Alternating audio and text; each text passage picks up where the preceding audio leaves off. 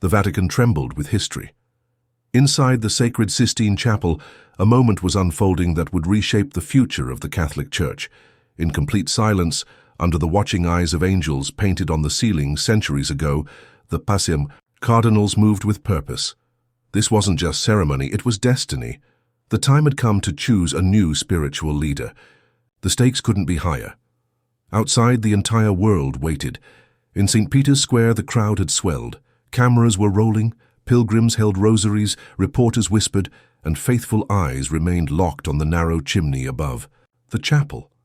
All hearts, all hope, focused on one question: who would be next?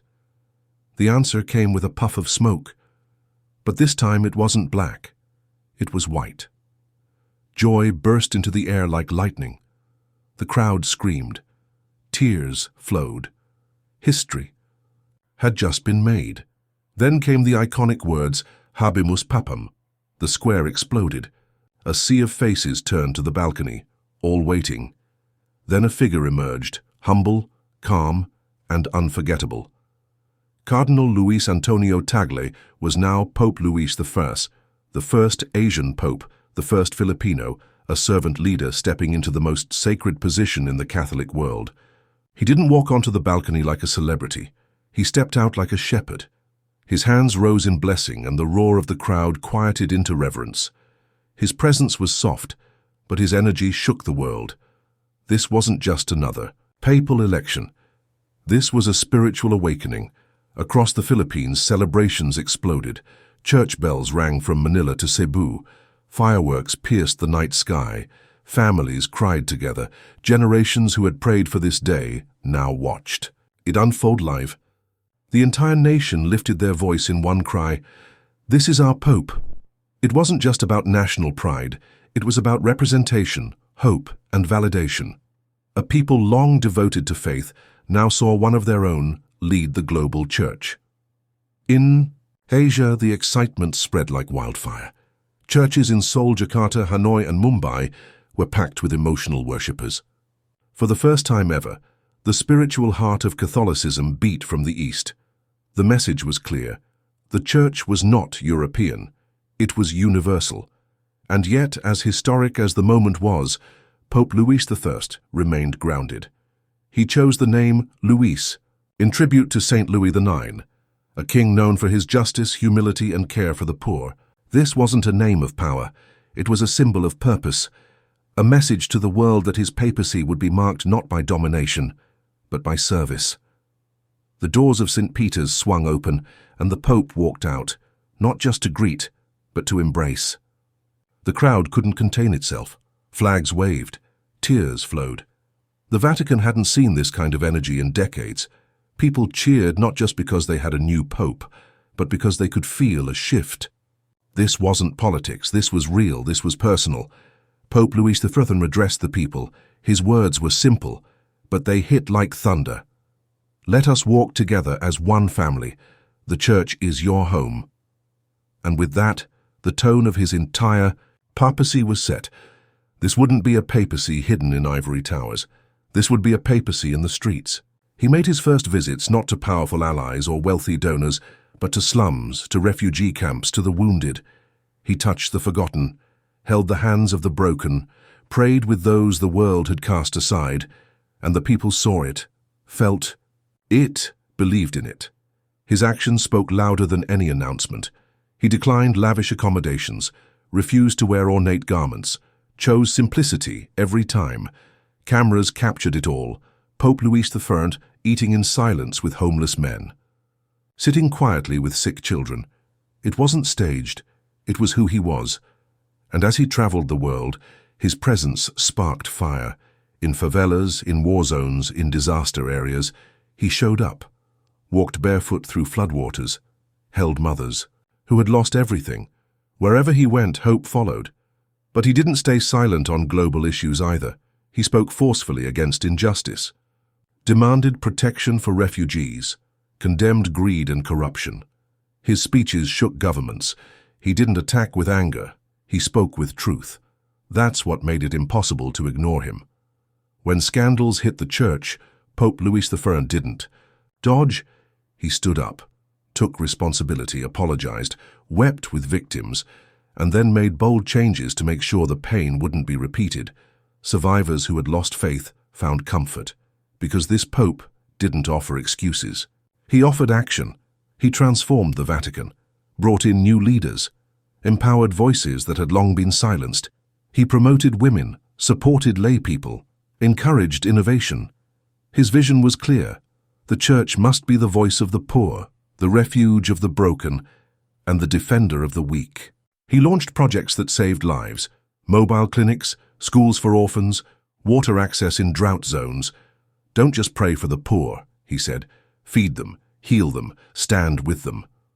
The world responded. Donations skyrocketed. Volunteers flooded in. The Church came alive again. Youth returned in droves.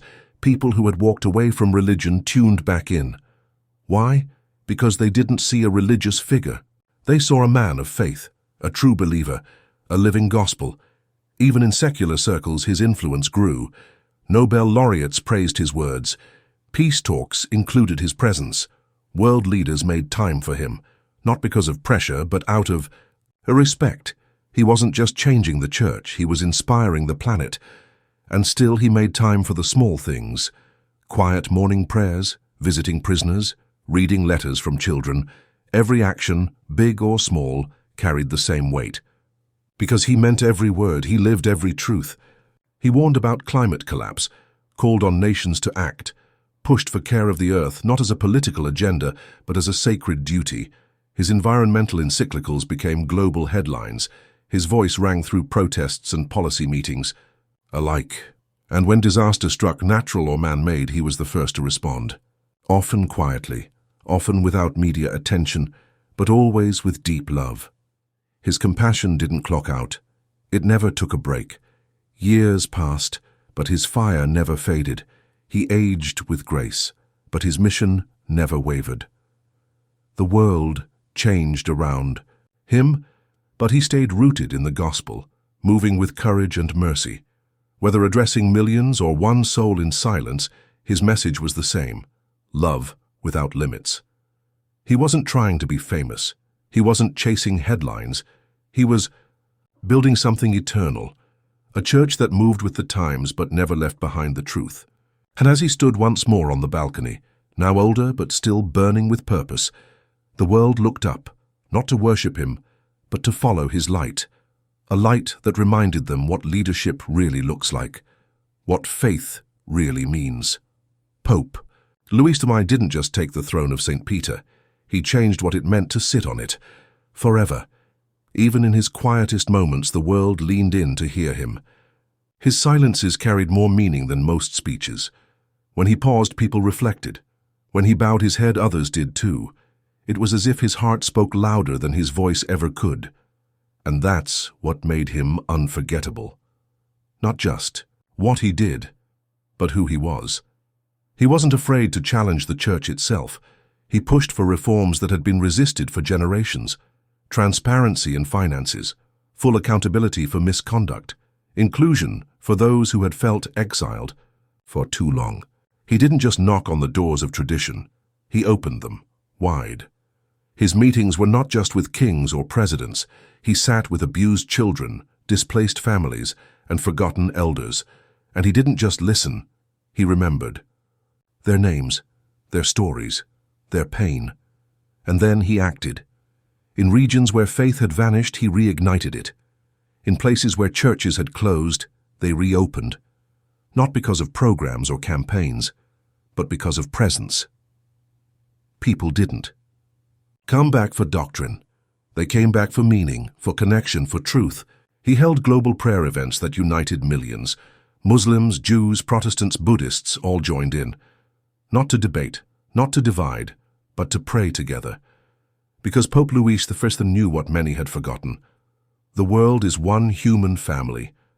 And when one suffers, all suffer.